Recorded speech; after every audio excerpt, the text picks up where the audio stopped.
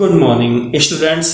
BEd second year अर्थात BEd द्वितीय वर्ष paper 10th BEd second year में पेपर 10th है जिसका नाम है क्रिएटिंग एंड इंक्लूसिव एजुकेशन अर्थात एक समावेशी शिक्षा का निर्माण।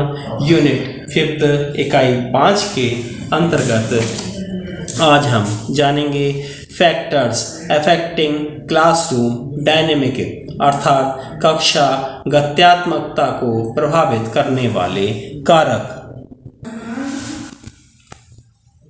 कक्षा गत्यात्मकता को प्रभावित करने वाले कारकों में निम्नलिखित कारक हैं: छात्रों का आपसी संबंध, कर्मचारियों का आपसी संबंध, शिक्षक का व्यक्तित्व, शिक्षक छात्र का संबंध और छात्र छात्र एवं छात्र शिक्षक अंतःक्रिया। कक्ष का वातावरण जिसमें भौतिक वातावरण, सामाजिक वातावरण, संवेगात्मक वातावरण आदि प्रकार के वातावरण इसमें शामिल होते हैं। अगला पॉइंट विषय वस्तु। अगला पॉइंट उद्देश्यों की स्पष्टता। अगला पॉइंट छात्र समूह का सामाजिक, आर्थिक एवं सांस्कृतिक स्तर, छात्रों को उत्तरदायित्व सौंपना एवं शिक्षक का संपूर्ण व्यवहार। अगला पॉइंट आता है हमारा measures to make classroom dynamic effective, कक्ष गत्यात्मकता को प्रभावी बनाने के उपाय।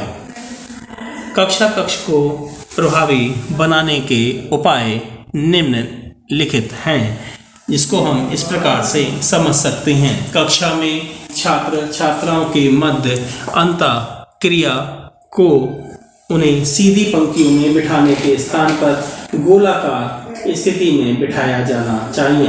शिक्षक छात्र छात्राओं समूह में से मेधावी छात्र छात्राओं का चयन करने के बाद शिक्षण हेतु वांछित वातावरण उत्पन्न करना चाहिए। शिक्षक छात्र छात्राओं के गुणों को पहचान कर उन्हें प्रोत्साहित तथा पुनर्बलित करना चाहिए। छात्र छात्राओं को स्वतंत्र अभिव्यक्ति एवं समूह चर्चाओं के अवसर प्रदान करने चाहिए। छात्र छात्राओं को बौद्धिक स्तर पर के अनुसार छोटे समूह में बांटकर एक दूसरे की सहायता और सहयोग प्राप्त करना भी सिखाया जाना चाहिए। शिक्षण के साथ साथ विद्यालय में पाठ्य सहगामी क्रियाएं आयोजित की जानी चाहिए, जिससे खेलकूद, सांस्कृतिक और साहित्यिक गतिविधियां इसमें शामिल हों। छात्र छात्राओं में नेतृत्व के साथ साथ नैतिक गुणों का विकास भी किया जाना चाहिए। छात्र छात्राओं को वर्तमान परिस्थितियों एवं समस्याओं के साथ साथ भविष्य समस्याओं से भी अवगत कराया जाना चाहिए। छात्र छात्राओं में समूह भावना का विकास भी किया जाना चाहिए। शिक्षक की स्वयं आदर्श रोल मॉडल होना चाहिए। शिक्षक को दुर्भावना से ग्रस्त नहीं होना चाहिए। शिक्षक को पूर्वाग्रह से ग्रस्त नहीं होना चाहिए। शिक्षक को पक्षपात जैसी प्रवृत्तियों से दूर रहना चाहिए। शैक्षिक प्रगति को छात्र छात्राओं के बौद्धिक स्तर एवं उनकी अभिरुचि के अनुकूल बनाए रखना चाहिए। शिक्षक परामर्शदाता यानी कि काउंसलर के रूप में ऐसे विद्यालयों के छात्रों को उचित परामर्श प्रदान करना चाहिए।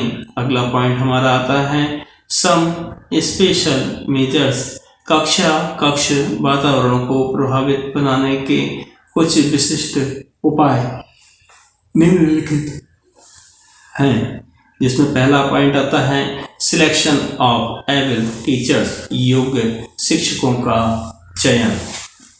यदि शिक्षक योग्य एवं प्रभावशाली है तो वह काफी हद तक बिना किसी बाहरी मदद के समूह संबंध एवं समूह व्यवहार को नियंत्रित कर उसे उन्नत बना सकते हैं।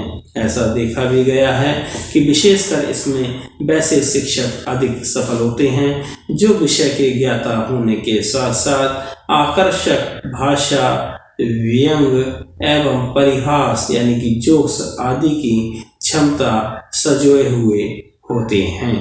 अगला पॉइंट आपका आता है प्रॉपर कम्युनिकेशन सिस्टम अर्थात उचित संचार प्रणाली।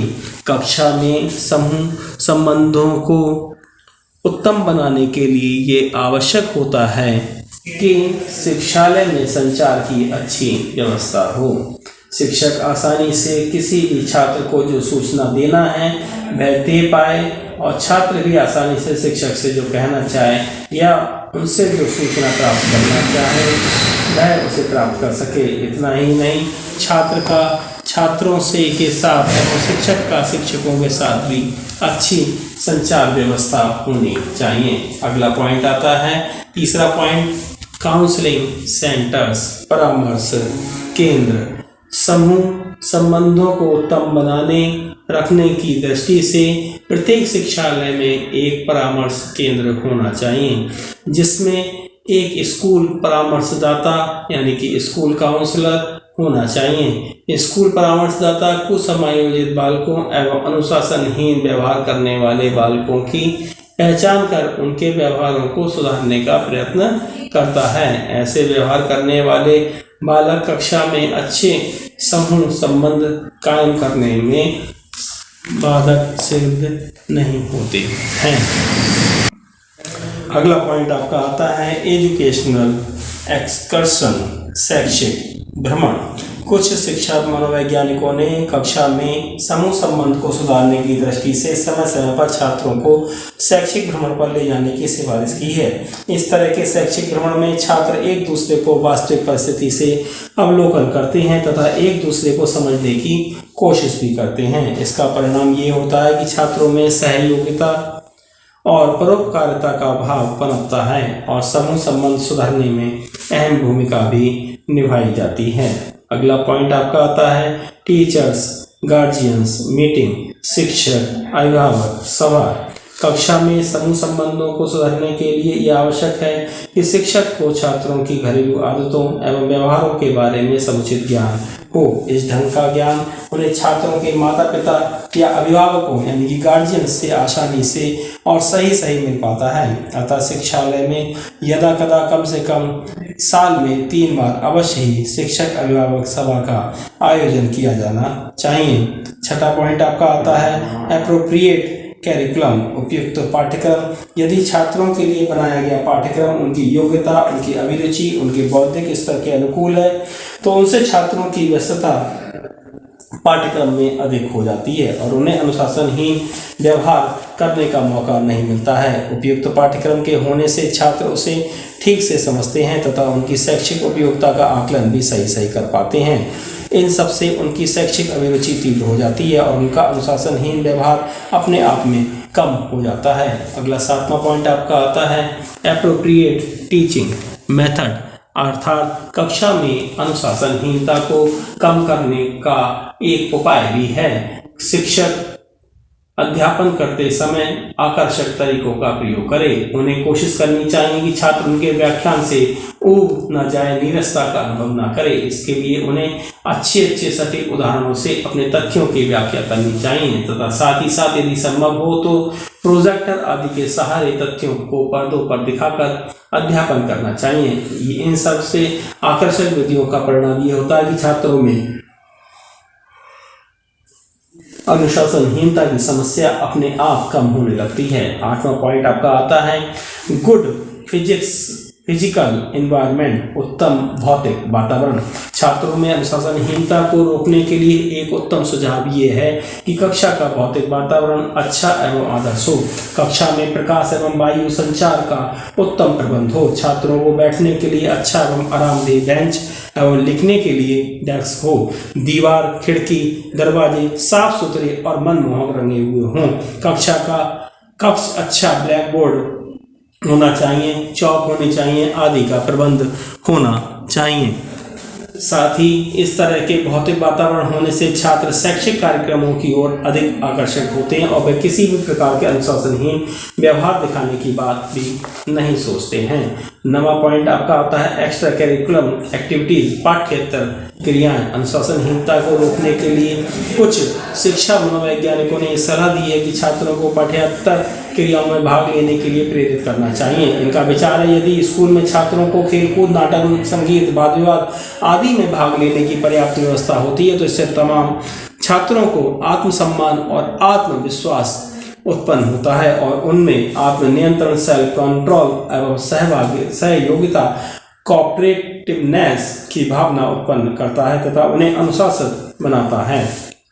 अगला पॉइंट आता है एप्रोप्रिएट सुपरविजन, उचित पर्यवेक्षण। मनोवैज्ञानिकों ने अपने प्रयोगों के आधार पर यह भी बताया है कि छात्रों को अनुशासन में रखने के लिए उन्हें ठीक प्रकार से उचित पर्यवेक्षण की भी आवश्यक है। शिक्षकों को चाहिए कि वे कक्ष में और कक्षा के बाहर छात्रों के व्यवहार का ठीक ढंग से निरीक्षण करें तथा उनकी छोटी छोटी गलतियों पर भी नज़र रखें तथा उन्हें सुधरने की पर्याप्त सलाह भी देनी चाहिए। ऐसा नहीं करने से छात्र फिर बड़ी बड़ी गलतियों को करना प्रारंभ कर देते हैं और पूर्ण रूप से अपने आप को अनुशासनहीन बना देते हैं। अंतिम पॉइंट इनके आता है एप्रोप्रिएट रिवार्ड, यानी कि उचित पुरस्कार। शिक्षा मनोवैज्ञानिकों ने कुछ ऐसे अध्ययन भी किए हैं जिनसे ये पता चलता है कि यदि छात्र को, विशेषकर छोटी कक्षा के छात्रों को भौतिक पुरस्कार देकर प्रोत्साहित किया जाता है तो वे कक्षा में अपनी शैक्षिक उपलब्धियों को बढ़ाने के लिए अधिक प्रेरित करते हैं और अपने आप को काफ़ी अनुशासित भी रखते हैं। परंतु ऊंचे वर्ग के छात्रों में भौतिक पुरस्कार उतना प्रभावशाली नहीं होता है। ऐसे छात्रों पर प्रशंसा, प्रेस का काफ़ी प्रभाव पड़ता है। मनोवैज्ञानिकों ने अपने अध्ययन में ये पाया है कि जिन छात्रों को अनुशासित रखने के लिए उनकी प्रशंसा की जाती है वे स्वयं तो अनुशासित रहते ही थे, साथ ही साथ अपने साथियों को भी अनुशासित रखने की उत्तम सलाह भी देते हैं। इस प्रकार से हम उचित पुरस्कार देकर समय समय पर विद्यार्थियों को अनुशासन के प्रति भी ला सकते हैं और अनुशासन के द्वारा उनमें एक नई भावना का विकास भी कर सकते हैं। Thanks for watching. धन्यवाद।